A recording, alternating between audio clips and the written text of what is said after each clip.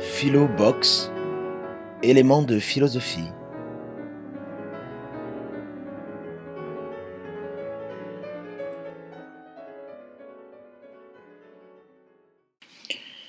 Quelques mots sur ce qu'on appelle le scepticisme en philosophie et sur la façon dont vous pouvez vous référer à ce courant philosophique pour réfléchir sur la vérité. Alors, ce courant, on le fait généralement remonter à un certain Pyrrhon, un philosophe grec du nom de Pyrrhon d'Élis, Élis étant une ville du Péloponnèse, du nord-ouest du Péloponnèse. Ce Pyrrhon, il n'a rien écrit, tout comme Socrate. Des disciples se sont chargés de rapporter sa pensée. Pyrrhon a vécu justement après Socrate, plus d'une trentaine d'années après la mort de Socrate. On estime qu'il est né aux alentours de 365 avant Jésus-Christ et il serait mort aux alentours de 275 avant Jésus-Christ, donc à cheval entre le 4e et le 3e siècle avant Jésus-Christ. La thèse des sceptiques est assez facile à résumer si on la prend dans sa formulation la plus radicale. Les sceptiques prétendent que l'homme est incapable d'accéder à la moindre connaissance certaine. Ils appellent d'ailleurs dogmatiques, pour les critiquer, tous ceux qui, à leurs yeux, s'illusionnent en affirmant des choses qu'ils croient certaines. À leurs yeux, toute affirmation reste en un sens douteuse. Le doute, chez les sceptiques, est donc un point d'arrivée. Ils en arrivent à la conclusion que tout reste, en un sens, tout reste douteux. Chez Descartes, beaucoup plus tard, on l'a vu, le doute est un point de départ. Et Descartes prétend pouvoir en sortir pour, au contraire, parvenir à un certain nombre de conclusions absolument certaines. Chez les sceptiques, c'est ça qu'il nous faut comprendre. Comment peuvent-ils soutenir cette thèse aussi radicale selon laquelle nous sommes par nature incapables d'accéder à la moindre certitude? Pour bien comprendre la thèse des sceptiques, il faut bien voir qu'elle repose sur une distinction fondamentale qu'ils n'inventent pas, qui existe déjà chez Platon, à savoir celle entre l'être des choses, ce que sont les choses véritablement en elles-mêmes, d'un côté, et puis l'apparence, la façon dont elles nous apparaissent, la perception que nous en avons. Or, la thèse des sceptiques, c'est que nous sommes condamnés à n'avoir accès qu'à l'apparence des choses. Il nous est impossible de savoir ce qu'est la chose, indépendamment de la perception que nous en avons. Si je vois un mur blanc devant moi, je peux faire varier la luminosité, allumer la lumière, l'éteindre, l'apparence de ce mur va être modifiée. Je vais donc avoir affaire à des perceptions du mur différentes, il va m'apparaître différemment, mais qu'en est-il du mur lui-même? Quelle est si j'ose dire, la vraie couleur de ce mur? Je n'en sais rien.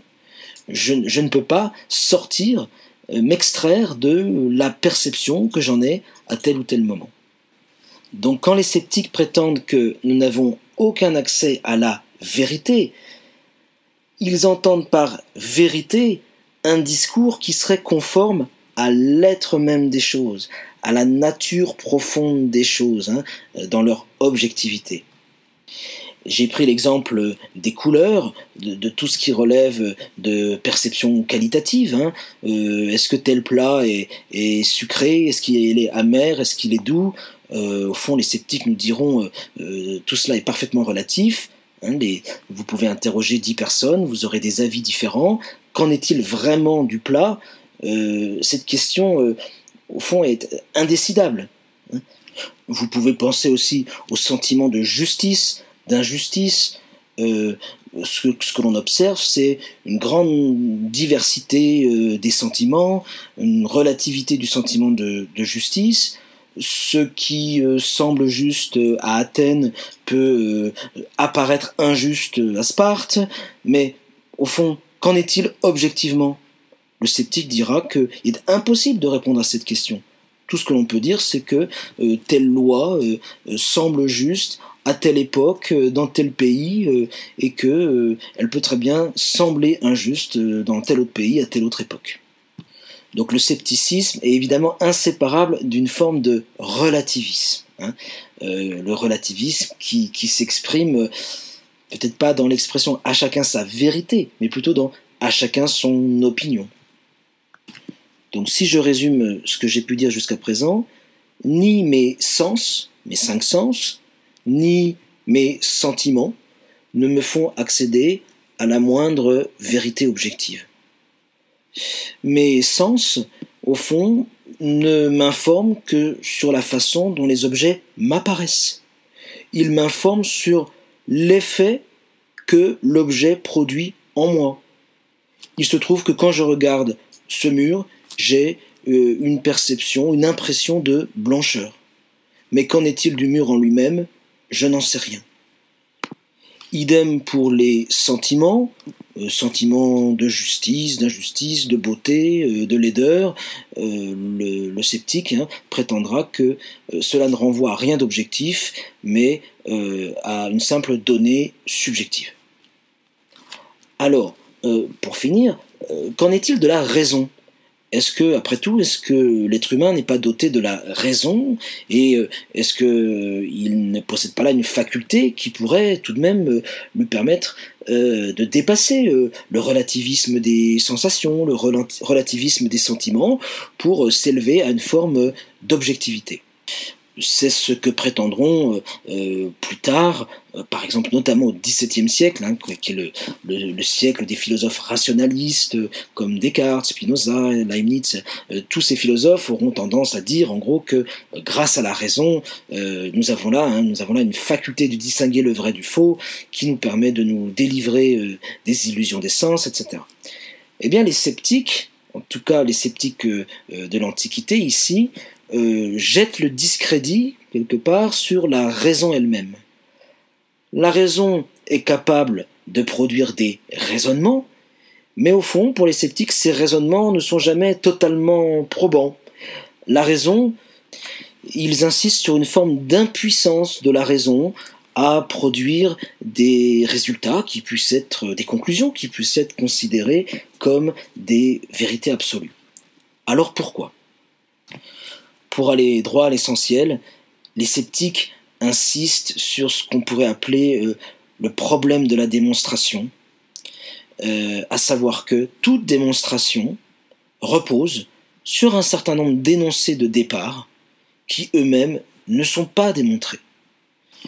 Ces points de départ, ces énoncés initiaux, en logique on les appelle des prémices, mais au fond, il faut bien commencer quelque part.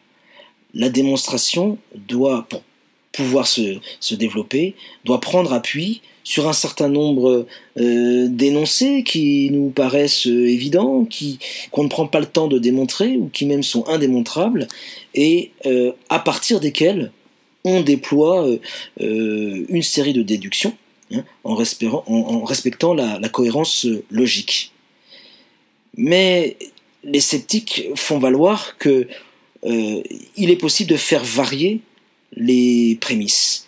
Prenez par exemple des raisonnements dans le domaine de la morale, de la politique. Il est clair que selon les prémices que vous vous donnez, vous aboutirez à des conclusions différentes.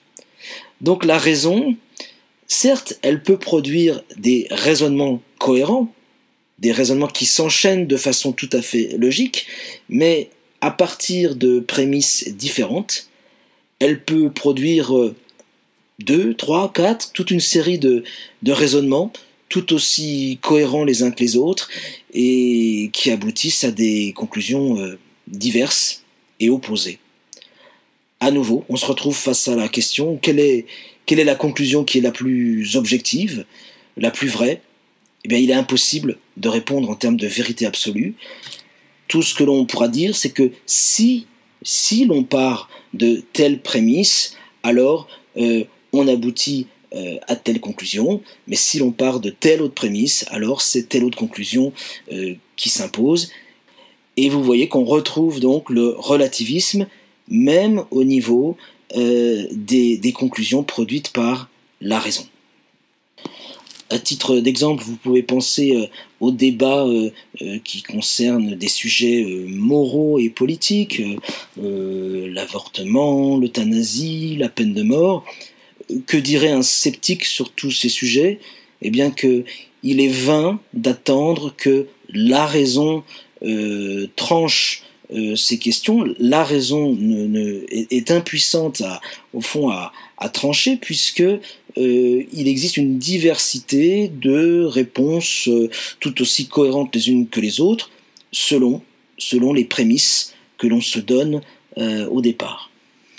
Ça ne veut pas dire qu'un sceptique est condamné à ne rien choisir, à ne rien décider, mais il estime que, en dernier lieu, la position qu'il adopte n'est pas simplement le produit d'une démarche rationnelle, mais qu'il entre des préférences et qui se fondent sur des désirs plus ou moins puissants, des choses qui lui semblent plus ou moins souhaitables, mais ce n'est pas la raison qui ici parviendrait à une vérité absolue.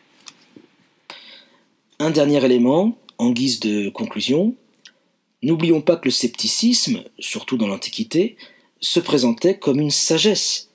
C'est-à-dire que comme le stoïcisme, comme l'épicurisme, c'était une doctrine qui visait la vie heureuse, la vie la plus sereine possible, débarrassée de toute forme de crainte, d'angoisse, faisant obstacle au bonheur.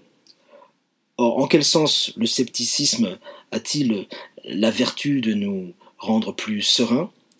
Eh bien, le sage sceptique a compris qu'il ne servait à rien d'être tourmenté par la recherche de la vérité absolue. Il accepte la condition humaine, il accepte de se mouvoir parmi des opinions relatives, des idées plus ou moins vraisemblables. Il se meut dans un monde d'apparence. Il a compris que la réalité des choses lui était à jamais inaccessible, et il cesse d'être tourmenté par la quête de la vérité absolue. On retrouve d'ailleurs chez les sceptiques le terme d'ataraxie, qui signifie chez les épicuriens et les stoïciens l'absence de trouble, l'absence de crainte.